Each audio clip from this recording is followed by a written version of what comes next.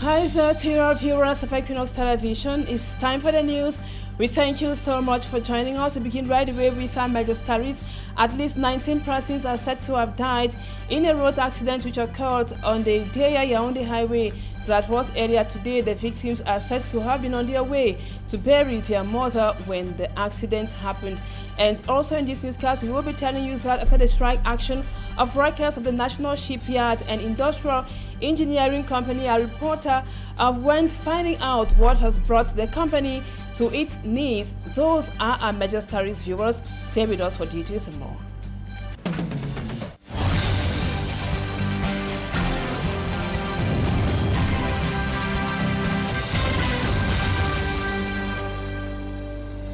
Welcome back, viewers. Thank you so much for joining us. We begin with this human interest story, this accident which happened that was earlier today on the Deya-Yaoundé highway, in which at least 19 persons, we were told, lost their lives in that accident. A very fatal one which happened on the Deya-Yaoundé highway, precisely around the Deya toll gate. A Hiace vehicle that had on board 17 passengers collided with a heavy-duty truck, and which was coming from an opposite direction. Reports say all passengers were members of the same family who were on their way for the burial of their mother and sister. The exact cause of that accident is still to be made public. You see there on your screens the image of the accident which occurred today on the Deya-Yaoundé highway, and we got information this morning that at least 19 persons lost their lives in that accident. It happened after a Hiace vehicle that had on board 17 passengers collided with a heavy-duty truck.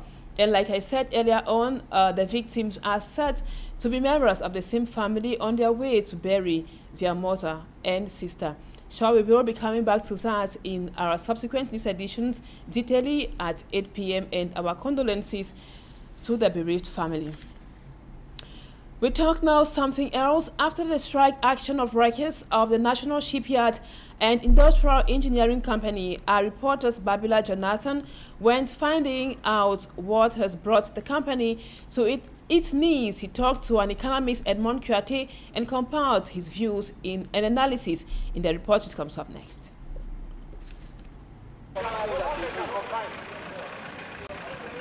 Dilapidated structures, worn-out machines, workshops abandoned in ruins. This is what is left of the one-time multi-billion francs CFA National Shipyard and Industrial Engineering Company, known by its French language appellation as Chantier Naval. Chantier Naval is in agony, in coma. The fall of Chantier Naval dates back to 2008, when its former general manager, Zaccheus Fondindam, was arrested in connection to the alleged embezzlement of 970 million francs CFA. Economist Edmond Kouyaté says this is the blunder that provoked the fall of the company. L'arrestation du directeur général de l'époque, M. Fondindam, était une décision politique. The arrest of the then general manager, Fondindam, was a political decision that had nothing strategic, because in a strategic manner, everyone would have understood that if there were grievances against Mr. Fondindam, it could have been handled otherwise. After the departure of Fondindam, ship owners lost trust in Chantier Naval. It is no longer a destination for big vessels that suffer technical defects. Vessels that have technical problems today are taken either to Algeria, Ivory Coast, or France. With regards to the fact that over 10 general managers have taken over the helm of the company after Fondindam, but it has continued going down the drain. Edmond Kouyaté points to poor management as the cause of the fall of Chantier Naval. Quelle est l'étoffe et l'épaisseur de ces directeurs généraux qui se succèdent à la tête? What is the weight of those general managers? Do they have what it takes, the capacity to do what Mr. Fondindam was doing? What do they represent before ship owners? It is clear that they are unable to do what the former management team was doing. Ceux qui les remplacent aujourd'hui n'ont pas la capacité de le faire. Economists like Edmond Kouyaté decry what they qualify as the unproductive state of Chantier Naval and its inability to regularly pay employees who repeatedly take to the streets demanding for unpaid salaries and better working conditions. And now on to this other interesting story. The SDF, the Social Democratic Front, today is celebrating 33 years of existence. Though credited as the symbol of the birth of democracy in Cameroon, the Social Democratic Front Party has been through thick and thin in 33 years of its existence in Cameroon. In terms of electoral wins, the party has been experiencing a consistent dwindling fortune since its creation. The SDF is now faced with a frightening internal squabble. For me, Amtong Sanda completes the story. Launched in Bamenda, Northwest Region on May 26, 1990, the uneasy birth of the Social Democratic Front signaled the birth of pluralism in Cameroon, the birthplace of the party as the birthplace of pluralism and democracy in Cameroon. The party from creation contributes enormously in advancing the democratic process in Cameroon, has unarguably been the leading opposition party in the country up to the 2018 presidential election that changed the narrative with the results and positioning of the CRM, the Cameroon Renaissance Movement Party. Supporters of the Social Democratic Front SDF held its constitutive assembly on February 3, 1991 and elected its National Executive Committee members, the NEC. Since its creation, the party, which has as national chairman Nijon Frundi, has participated in 4 presidential elections, that is 1992, 2004, 2011 and 2018, 5 legislative elections, 2 senatorial elections and several municipal elections. The SDF party boycotted the maiden regional election of December 2020, adding to its boycott history of the 1992 legislative elections and the 1997 presidential election. From 43 parliamentary seats in 1997, the SDF party is today left with just 4 members of parliament scattered in 2 regions of the country, 5 municipal councils in 3 regions of the country, 0 regional councillor, and a senator appointed by the President of the Republic. As prospect political analysts hold that the party needs to see on Article 8.2, which has caused more harm to the party than good. The party is currently rocked by a disturbing internal squabble which has taken the party hierarchy to court. Though at the helm of the party since creation, Chairman Nijon Frundi is the only political leader in Cameroon that has allowed a party member to run for the top job, that is the presidency of the Republic of Cameroon. In other news, the Telecommunications Regulatory Board has sanctioned 4 mobile telephone network operators with a financial penalty of about 6 billion francs CFA over persistent limited network coverage and poor quality services. A consumer rights defender, Simon Carl Job, in reaction, heralds the regulator and suggests it should force the operators to ameliorate the quality of their services. Innocent Aze has the details.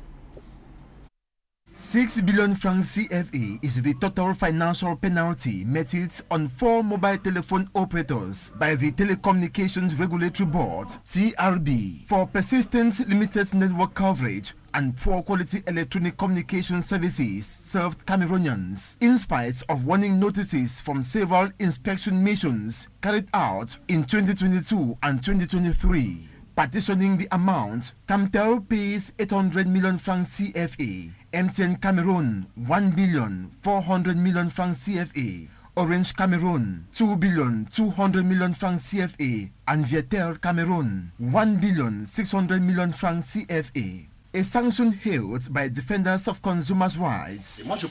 Simon Carl Job thinks this is the right moment for the government and the TRB to work together and ensure the operators ameliorate the quality of their services forcefully. So because it has had serious impacts on everyone, including government authorities and the regulator in terms of series of missions and outings. Au regard des effets du mot d'avion qui a porté ses fruits.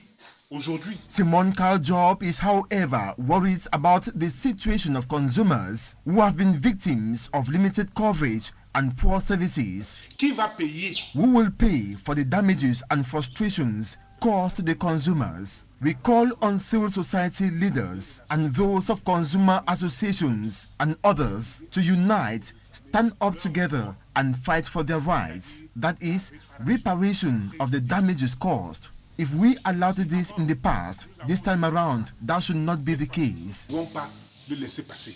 Ces opérateurs doivent réparer les torts et préjudices causés aux consommateurs. He insists this must be done because of the stubbornness of the operators. Au regard de cette sanction, With regards to the sanction, they should have automatically ameliorated the quality of their services. But as you know them, they will rather seek the court as a way to contest the sanction. entre-temps, les consommateurs ont toujours la très mauvaise qualité de service sur le terrain. Considering the regulator as the chief commander in this case, Simon expects it to compel the operators to pay the 6 billion francs CFA financial penalty petitions and ameliorate their services. Failure to do so, the TRB should take another step which, according to the existing laws, allows for reduction of the concession period and or its revocation.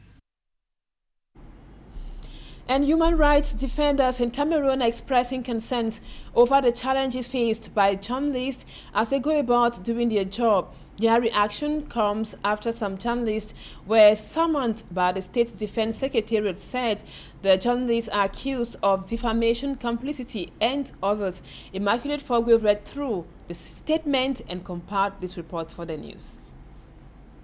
Few days after some renowned practicing journalists such as Jean-Bruno Tangni of Niger TV, Bonnie Philippe of Vision Card, and Dr. Cho Waters, a political analyst, were summoned by the State Defense Secretariat, some human rights defenders such as the Network of Human Rights Defenders in Africa, REDAC, Nouveau Droit de l'Homme, and African Defenders in a joint statement denounced acts of intimidation on journalists by those in power.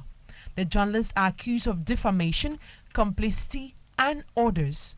On April 20th, Niger TV published audio clips of late radio animator Jean-Jacques Olabebe, who was assassinated days after declaring that he was aware about hidden truths connected to the assassination of journalist Martinez Zogo. The rights group expressed their endless support to these journalists while calling on the government to reinforce laws connected to the protection of journalists in Cameroon. They equally acknowledged the fact that journalists have the right to protect their sources. Meantime, Bonnie Philippe of Vision Card was summoned to answer several counts of defamatory remarks aired on his weekly program, which he anchors. The rights group is denouncing frequent arrest, torture, and assassination of journalists, which has been on the rise. And now let's take this other human interest story. 2 suspected bandits and 4 drug traffickers have been arrested by judicial police of the littoral region and presented to the public recently. They are presently in detention to answer to their crime, as Mala Glory tells us in the report which comes up next. 6 suspects arrested by the elements of the judicial police of the littoral region. 2 out of them were arrested in connection to a video that went viral on social media, showing them attacking a phone shop at Marché Congo in the economic capital Douala. A few months ago, a video of an assault committed with a knife by some individual in the Makia district in a store went viral on social networks.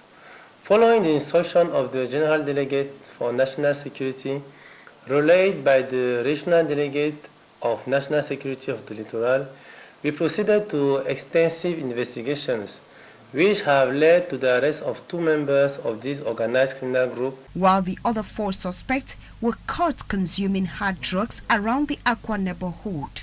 The suspected criminals often disguised as students in order to ease the sale of these drugs on campus. During the night of May 18, 2023, our collaborators of the Anti-Crime Brigade have caught a group of 4 individuals specialized in the illegal sale and consumption of narcotics, as well as a significant amount of their merchandise. These young men will be referred to the competent prosecutor.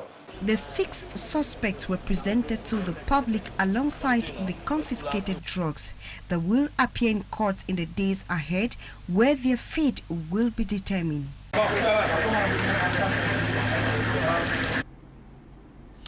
And now the town of Garua now has a new mayor after the death of the former mayor Usmaila Mohamadu, who died following an illness that was on March 29, 2023. Gura Belaji is now the newly elected mayor for Garua. Our reporter Lucy Liengu Esiena profiles the new mayor for Garua. Is now the new mayor of Garua North Region. He replaces Dr. Usmaila Mohamadu, who died on March 29, 2023 following an illness. Gura Belaji, 44 years old, is a native of Fali in the northern part of Cameroon. The new mayor of Garua holds a diploma in computer engineering, diploma in software engineering, and a diploma in computer maintenance. He equally has 16 years experience in decentralized territorial collectivities. In 2021, he served as 4th deputy mayor of the municipality of Garua II before his appointment as mayor of Garua. He worked as municipal councillor between 2020 to 2022 in the Garua Urban Council. Gura Belaji currently occupies the position of president of the North Regional Consultative Committee of the National Youth Council. He is also a member of the CPDM party. As a newly elected mayor, Gura Belaji has an uphill task ahead with delicate economic situation, insecurity, and other challenges faced by the population. In sports, an extraordinary executive committee meeting of the Cameroon Football Federation has begun in Yaoundé today. This is coming when the statute of the federation was recently published. Elsewhere, matches for the 32nd round of the Cameroon Cup will continue this weekend in stadia across the national territory. A roundup of our weekend sports with Smart Jikan Gabriel. Members of the Executive Committee of the Cameroon Football Federation, FECAFOOT, are meeting in Yaoundé. Many have gone speechless after the release of the FECAFOOT statute on the website of the Cameroon Football Federation. According to the statute on Section 37, which talks about the term of office of the president, it is now clear that the mandate of the FECAFOOT president, which is usually 4 years, has now been extended to 7 years and renewable once. Attempts at getting experts talk about the issue failed, with many denying to express themselves. Elsewhere, surprises have already been recorded in the first matches of round 32 of the Cameroon Cup that took place in different stadia. Puma FC of the Littoral Regional League booted out Elite 2 side FC Yaoundé 2 on post-match penalty shootout, 4-2 to qualify for the next round of the Cameroon Cup. Elite 1 side PWD of Bamenda that traveled with 12 players to play against Dream Olympic recorded the largest win this far in the Cameroon Cup, beating Dream Olympic by 7-1.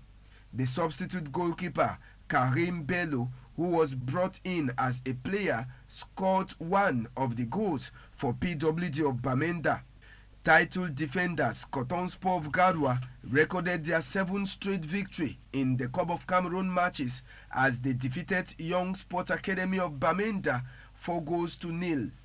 Unfortunately, the match that was supposed to pit Union Sportive of Douala to Rangers of Bafut didn't hold because the stadium director of the Banjul pitch refused opening the gate into the stadium. In women's football, Lekie women football team might be crowned champions of the Women's Super League with a win over Authentic Women Football Club this weekend. The Women's Super League will be on March the 19th this weekend. Thank you, Smart, for that sports report, which brings us to the end of the first part of the news.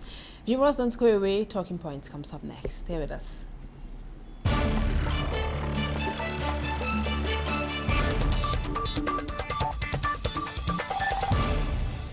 Welcome back, viewers. Our guest tonight is Dr. Tatafoni Manuel. He is a mechanical as well as chemical engineer, but is now into food transformation because according to him, it is with food transformation that we can combat the high cost of living in Cameroon, which is our own context. Doctor, we thank you so much for accepting to be our guest on Talking Points tonight. You know, we can't be talking about a high cost of living without talking about food security and food transformation. What do those two terminologies actually mean? Basically, food transformation is all about those technologies that we put together to see into it that we are able to transform our harvest from its primary form into finished products that could be made available in our supermarkets. So there are several technologies and there are several levels in the transformation of food. It is also relative to what we refer to as food processing, though with food processing there are other processes that could not necessarily be food transformation. So in foods that have never been to the farm, so would refer to that as food processing. And now, Doctor, we want to know, when we talk about food transformation, we're talking, it's a long process from cultivation to when it's taken to the factories to commercialization and all of those. That should encompass a lot of employment. Do you think food transformation can check the problem of unemployment in our Cameroonian context?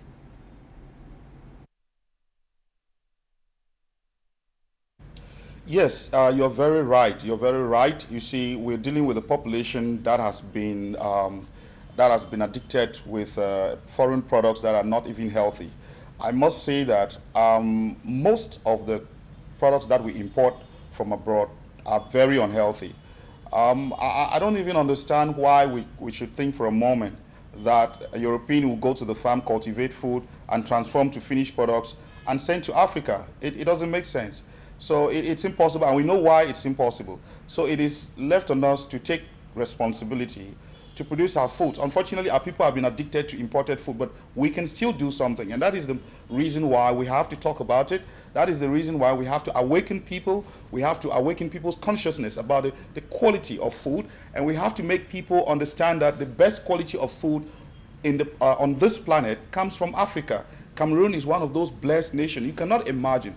I'm surprised sometimes when people don't really see the value of our agricultural landscape, of our agricultural opportunities in this country. So it is my wish that starting with the unit that is established in Yaoundé, where we're doing transformation, hopefully in the next 2 to 3 years, we should be able to set up such transformation units regionally so that we can transform all the agricultural products from the various communities in each region. And of course, why not? All the small and medium-sized enterprises that are established in all the various regions can also bring their products to be transformed and well packaged. And this will give us the possibility to control the quality of packaging, because honestly, when I go to some of the supermarkets, I encourage a lot of made in Cameroon products. But when I see some of the packaging they use, you can clearly notice that a good number of them don't have the required training in order to do this.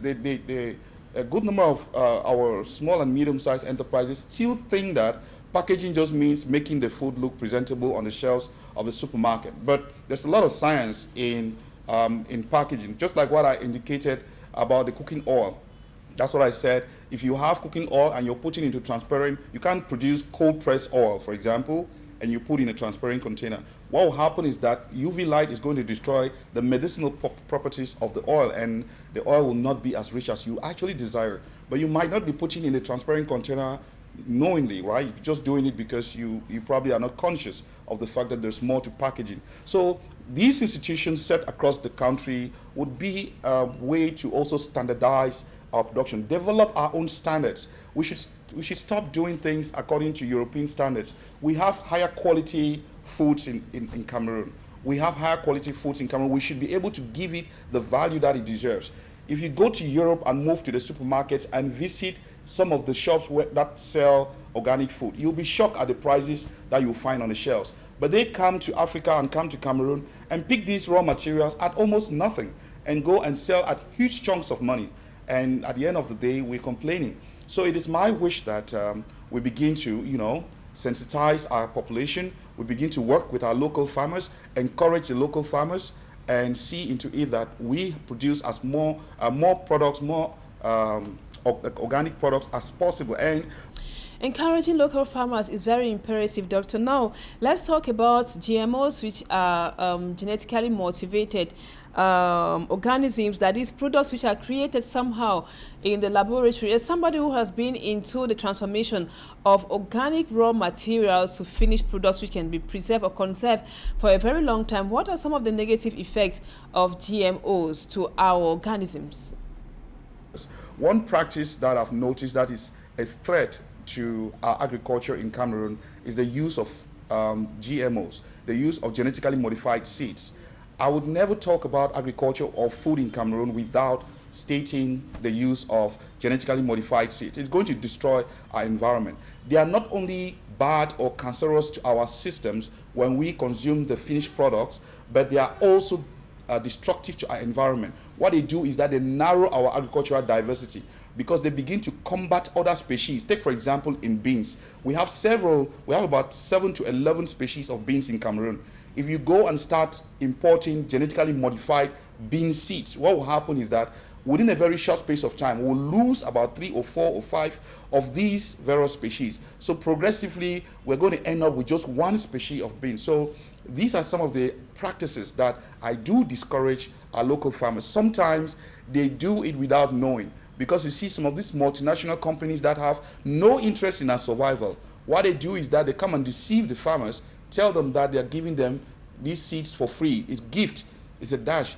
Not knowing, meanwhile, the farmers are not conscious of the fact that these seeds are going to destroy our environment. Imagine, there's going to be a time, if we are not careful, where people will have land, but they will not know what to cultivate. They will not have seeds to cultivate. What that will mean is that our land will be owned by those multinational companies that produce the seeds.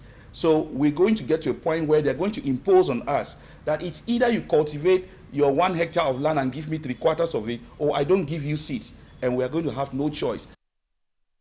And now, Doctor, from your present activity, which is AfroBrains, now what vision do you have of food security or food safety in Africa, Cameroon to be more precise?